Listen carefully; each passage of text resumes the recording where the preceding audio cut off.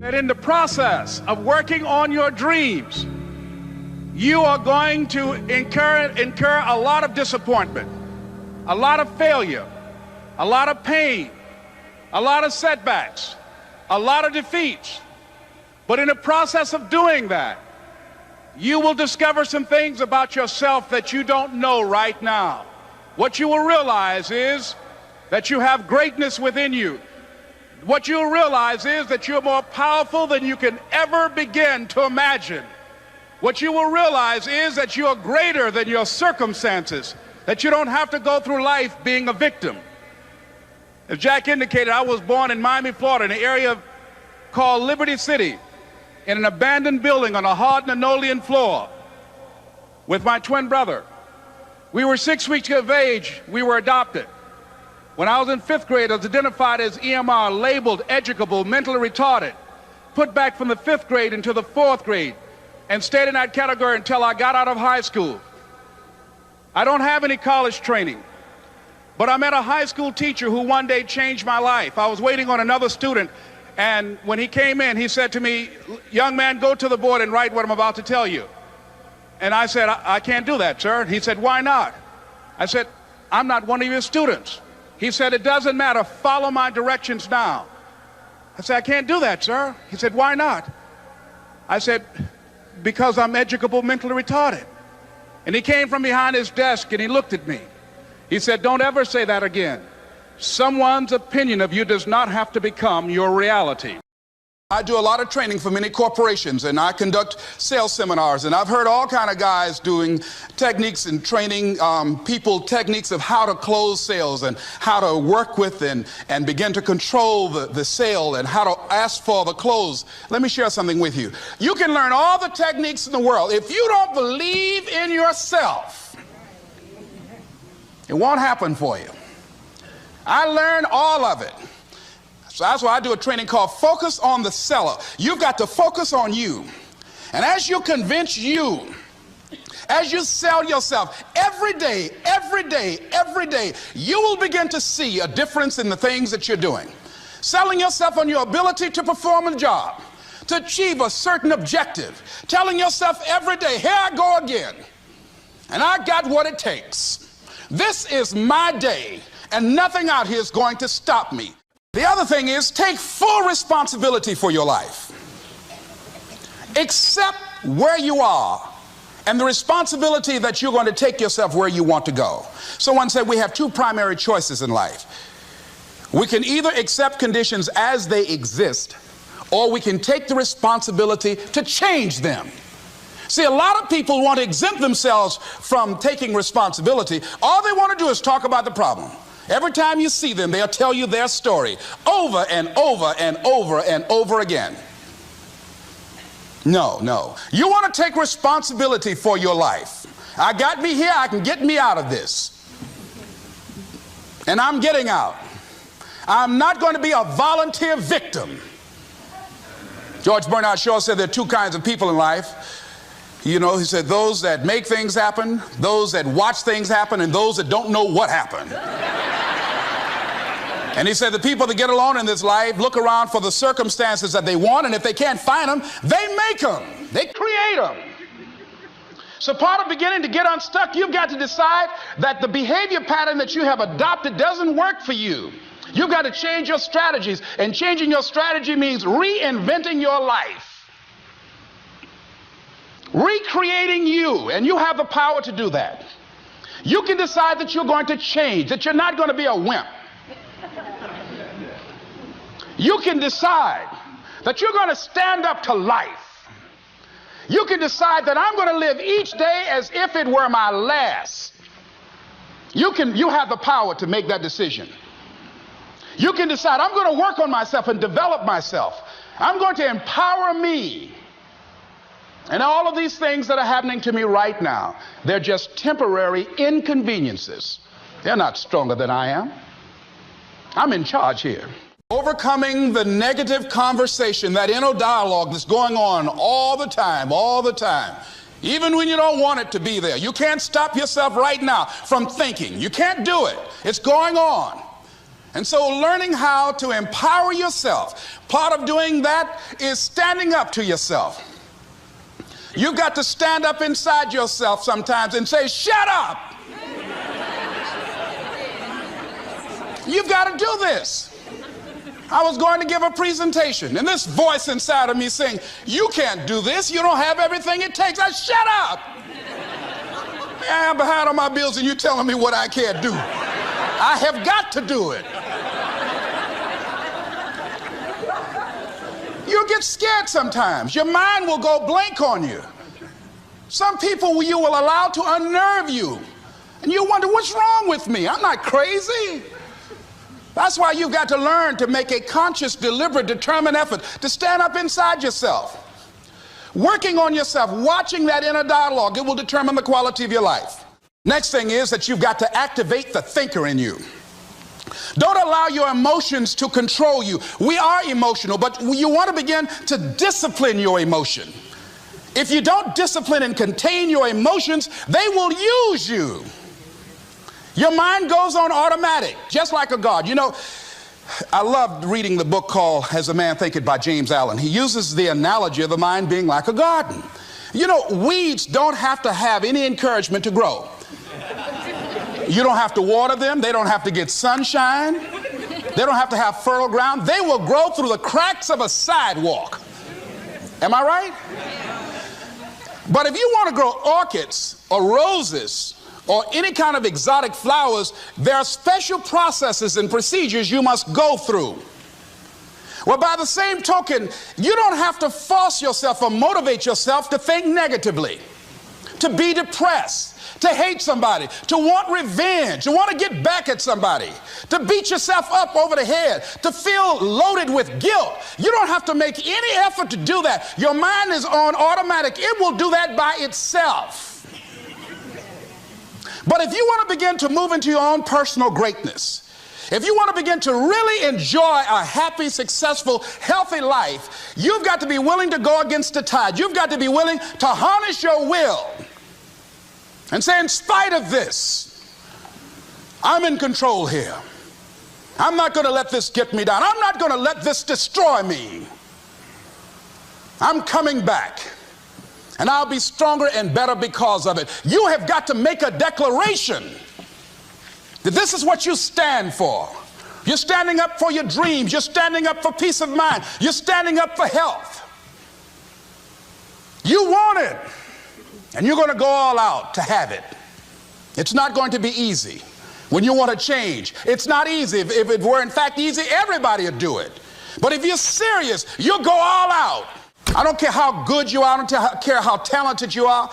I don't care how much you work on yourself. There are some times when things aren't going to go right. They just are not going to go right. There are times when anything that can happen will happen. Murphy's Law will be knocking at your door. Why? I don't know why. That's called life. And you have to deal with it. Sometimes your life will be in a slump, just like sports. Some of the best shooters can't hit baskets different times in games. They get in a slump. Do they sit on the sideline and say, you know, I just didn't hit a basket today?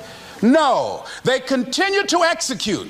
I suggest to you that if you are facing a challenge, don't stop. Stay busy. Work your plan. Continue to do those things that you know that work for you after you have evaluated yourself in the situation. Continue to move. Stay busy, stay busy, stay busy. I was working on a job, and I came home one day. I was married at the time, and I told my former wife, I said, that guy Bert I work for is stupid. She said, if he's so stupid, why does he sign you a paycheck? Now, you see why I divorced her, right? I couldn't stand her. That night, I could not sleep well. Here was a guy that was controlling my life. I was going through all kinds of changes because this man controlled my paycheck. And it was Carlyle who said, truth crushed to earth shall rise again. Winston Churchill said, the truth is incontrovertible. Malice may attack it, ignorance may deride it, but at the end there it is. And we know scripture that says, ye shall know the truth, and the truth shall set you free. And the truth that I had to come to grips with, that I wasn't in charge of my destiny. The truth was that I wasn't giving all that I had. The truth was that there are some things that I wanted to do, but I didn't have the courage to act on those things. And the truth was that Bert Childs was a blessing to me. He made life so miserable for me, I had to start looking at my life differently. I started going to work earlier. I started being the last one to leave there. I started working harder than anybody else. The other guys could not. Why would you work so hard, Les? I said, I'm not working for them. I have been cheating, Bert, I thought. I've been cheating myself and my family. Wherever you are, whatever you're doing, do it with everything that you have. Develop the habit of giving more than what you're paid for. Develop the habit of setting standards that others will be measured by. Someone said, do not go where the path may lead, but go where there's no path and leave a trail. I'm saying this is the time more than ever that you want to begin to inoculate yourself with positive words, coming to conventions, showing up on meetings, being on the calls, to make yourself unstoppable, to get out of your mind the polluting negative thoughts that's causing most people to go through life being stuck because they're volunteer victims. Somebody said that many people die at age 25 and don't get buried until they're 65 because they got so much garbage in their minds. You are here because you've got a clear vision of what you want and where you're going. Give yourselves a round of applause. Come on, bring your energy level up. Yes, yes. You want more. You want more. You're different. You're different than everybody else. Don't worry if they don't get it. Don't try and convince people to do this business. A person convinced against their will is of the same opinion still. You are not like everybody else. You can walk outside and find pigeons, but if you're looking for eagles, it's going to take you a minute. You are different. It's lonely at the top. How many of you know it's lonely at the top? Raise your hands. It's lonely at the top, but you eat better. That's what I'm talking about. You're different. One great entrepreneur said, I choose not to be a common man. It's my right to be uncommon if I can. I seek opportunity, not security. I do not wish to be a kept citizen, humbled and dulled by having the state look after me. I want to take the calculated risk, to dream and to build, to fail and to succeed. I refuse to live from hand to mouth. I prefer the challenges of life to the guaranteed existence, the thrill of fulfillment to the still calm of utopia. I will never cower before any master, nor bend to any threat. It's my heritage to stand erect, proud and unafraid, to face the world boldly and say, this I have done. You showed up because you're building a business that you can stand and say, I did this. I did this. This is my dream. Give yourselves a round of applause. Yes, yes, yes, yes. It's hard changing your life. It was hard when just over 3 years ago, in the Penobscot building in Detroit, Michigan, where I was operating my business, and I fell on some hard times, and I was sleeping in my office.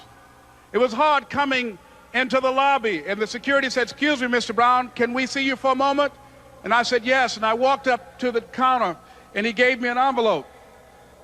And he said, would you mind reading it here? And I opened the envelope, and the envelope was from management that said, this is an office tower. It's not a hotel. Please do not sleep in your office. And I said, excuse me, sir. I said, I just work long hours in creating my business. I'm an entrepreneur. And right now things are bad for me, but they're not going to be this way always. And I just asked for the opportunity to continue to operate like I'm doing. I'm not trying to make this my home. And it was hard coming through the lobby. And sometimes they would laugh. There's a guy talking about becoming successful. And look at him. He's bathing in the bathroom upstairs on the 21st floor. He sleeps on the floor. Him and 2 other dreamers up there. Look at him. It was hard, ladies and gentlemen, coming to speak to people. And I was facing financial difficulties in my own life. I was behind on my bills and my dreams, and I'm saying to them, you can live your dream. It was hard, ladies and gentlemen. It was very difficult to pick myself up each day believing that I could do it. There were times that I doubted myself. I said, God, why is this happening to me? I'm just trying to take care of my children and my mother. I'm not trying to steal or rob from anybody. Why did this have to happen to me? It was very hard. And here's what I want to say to you. For those of you that have experienced some hardships, don't give up on your dream. No one could have convinced me by holding on, by continuing to push forward, by continuing to run toward my dream, that one day I would have my own talk show. It's a long shot, ladies and gentlemen, from Liberty City, an abandoned building on a floor, never knowing my mother or father. It's a long shot.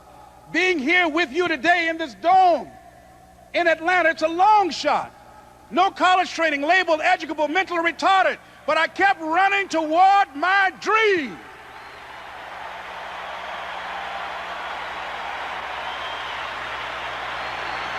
Don't stop.